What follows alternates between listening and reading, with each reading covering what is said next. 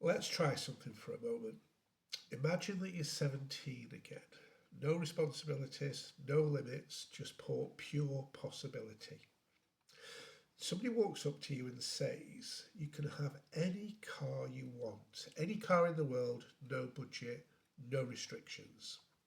What are you going to choose? You can have something loud and fast, something sleek and elegant, something rare that turns heads, anything that you want. But here's the catch. You don't get to upgrade it. You don't get to exchange it. You don't get a second chance. The car is yours, but it's yours for life. Now, suddenly, the decision feels different, doesn't it?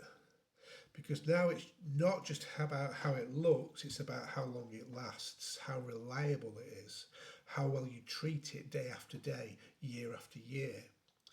You probably take care of it, right? You'd service it regularly, you'd pay attention to strange noises, you'd use the right fuel, you wouldn't drive it into the ground just because you can, because you know you only get one. Now let's flip the perspective. The car is your mind, your mental health. You don't get a replacement, you don't get a brand new model halfway through life, you don't get to trade it in when it starts struggling. This is it. The one you've got has to carry you through everything.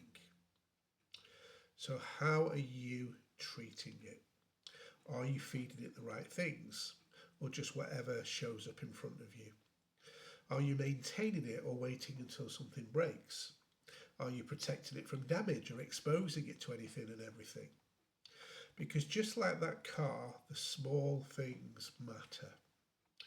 What you watch, what you listen to, who you surround yourself with, what you tell yourself when no one else is listening, that's your fuel.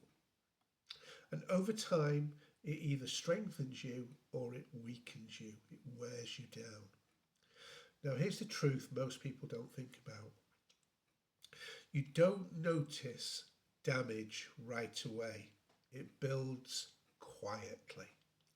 Just like skipping one service won't destroy a car, but skipping them all eventually does. Your mind works the same way.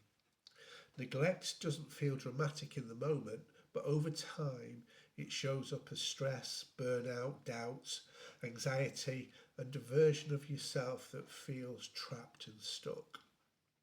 So ask yourself honestly, if your mind were that one car you had for life, would you be treating it the same way you are right now? Would you be more careful, more intentional, more aware? Because you don't get another one. And the way you look after it today determines how well it carries you tomorrow. So take care of it. Not perfectly, not all at once, just consistently. Because a well looked after mind doesn't just survive a life, it drives your life. I hope that helps.